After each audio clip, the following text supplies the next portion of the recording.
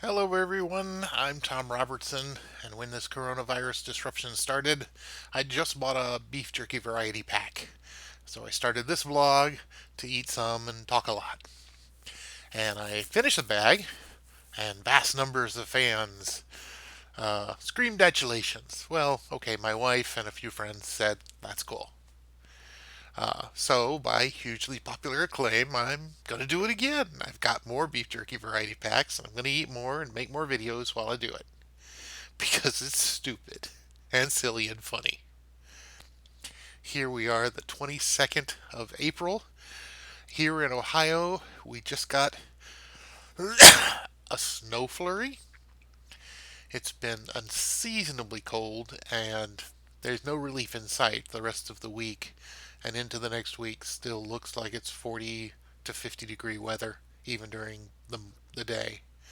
Uh, can't wait for the summer to come, but it's taken its own sweet time here in Ohio.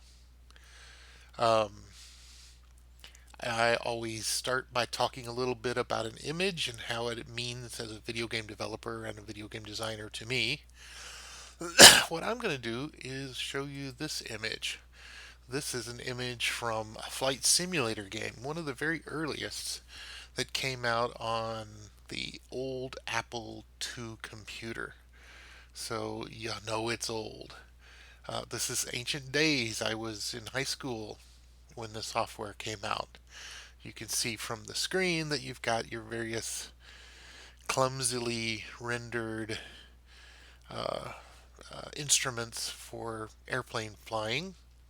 And then out the window on the top half is kind of a 3D view, kind of indeed, because, well, pretty darn chunky.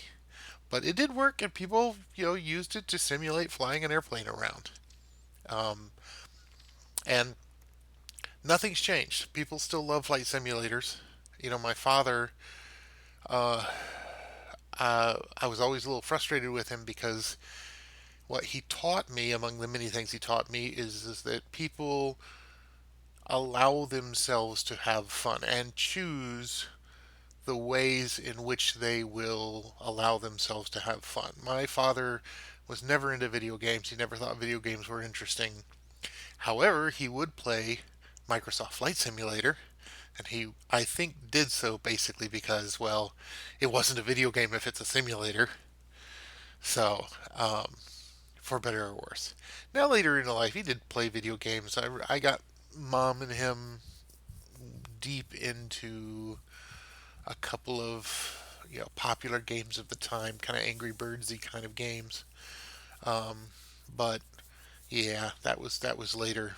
Um, at any rate, yeah. So, and by the way, Microsoft is currently busy working on a brand new flight simulator. Um, Flight Simulator 2020 or something, with cloud-based information for the entire world, so you can fly around the world in real time, in your on your computer, of course. Um, and there's a lot to say. There's a deep rabbit hole for almost every simulation, but flight simulators especially. People love their flight simulators. People care all about their flight simulators. People put a lot of time and effort into recreating the real experience. Um, and it's one of those things. It's a very popular game and very popular. Again, my father, I'm sure, is like many. He's like, I don't really play games like my children, but I'll play a simulation. So that might be part of it. But also, it's just generally, something that all Betty's wants to do. A little, tiny little historical side note. Uh, there was a there was a small group of people who designed and built the Amiga computer back in the day, and one of them says in interviews that the specific reason that he designed and built the Amiga, that he was on board, is a video he wanted a computer powerful enough to play a good flight simulator. That was his vision. He just wanted a computer good enough so that he could make a good flight simulator on it. And when it came out, it did have a pretty good flight simulator. So, all right. Well, that's enough about video game images. Let's talk about the main attraction beef jerky. All right, I have here today's beef jerky, which is Stroyo's hot beef jerky. It's going to be hot. You know I don't like hot, but I mean, what I do for you, right? Stroyos has been meh in the past that we tried. I think, but I'm not sure that we've tried anything crazy. Um, it's going to be hot. Let's see how hot. We've tried the Righteous Felon brand, and that was very hot in a very raw, chili kind of way. I could not only taste the hot, I could also taste the actual flavor of the chili peppers. So let's see if that's true here. By the way, yesterday, orange honey teriyaki, uh, I still have fond memories. Man, that was good stuff. So it was basically, a sugar. It was a meat vehicle for sugar. It was very tasty and very candy-like.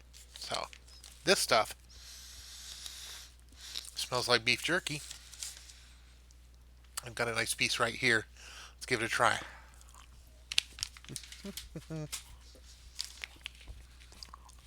Oh, Stroyos. Mm-hmm. Clearly hot out of the gate. Hmm.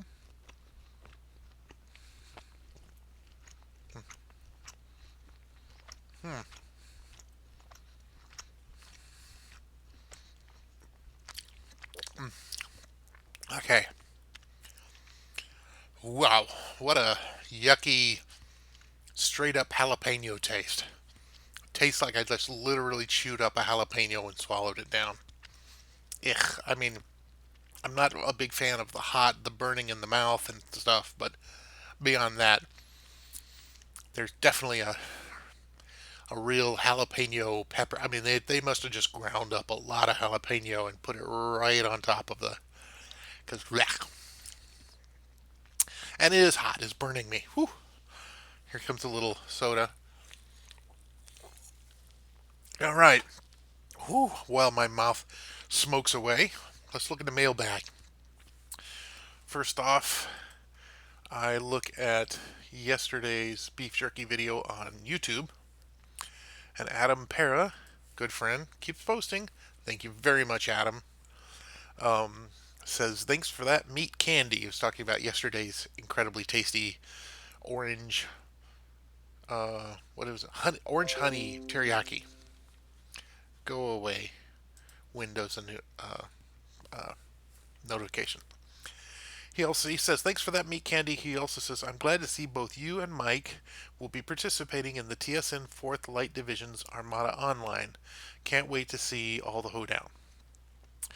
So what Adam's talking about is that every year we have tried to do um, a convention, a yearly get together for my big game Artemis Spaceship Bridge Simulator. It happens every year, and it has happened every year for for 4 years now, and then the next time will be the fifth. Um, and it's been a blast every single time because basically all we do is, I mean, the Artemis game is about multiplayer, so a lot of people feel very strongly that more players, more fun.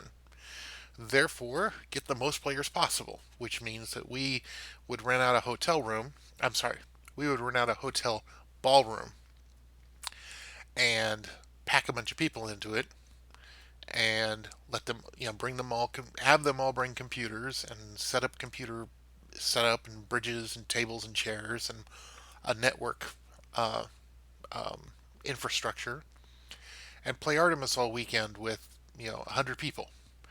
It's always been a blast. It's always been fun. It's always been awesome. And I don't just say that because, well, it's a giant ego boost for me because everybody who comes to Armada wants to play my game, and that's very uh, that's very sweet.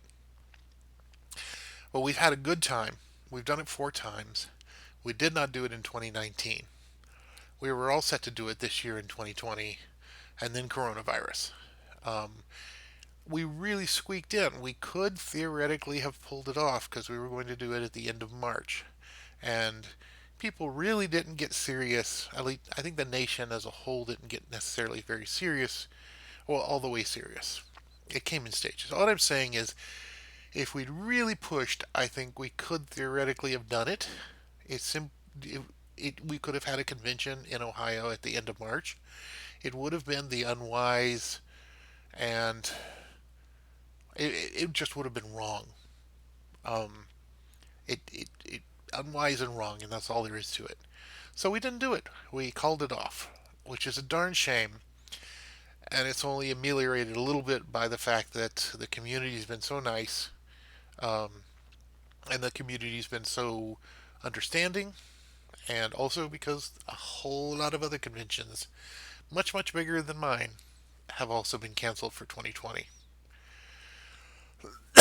So, um, but getting back to this, there is a convention going on for Artemis this year. It's going to happen at the beginning of May, like May 2nd, May 3rd, that weekend. It's all going to be virtual online.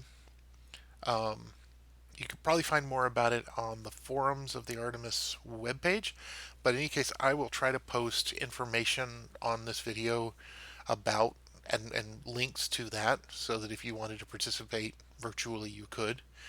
Um, and on that Sunday, I will also be calling in and being a kind of a special guest star and talking with the hosts and doing that for an hour in the afternoon.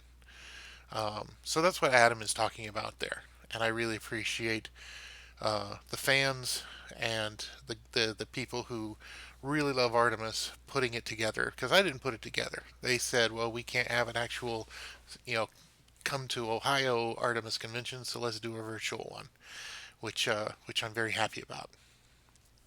Okay, so that was YouTube, and on Facebook yesterday I was talking about um, an anime kind of a mega brand called Saint Seiya, and I was talking about how these armored knights could theoretically be procedurally generated.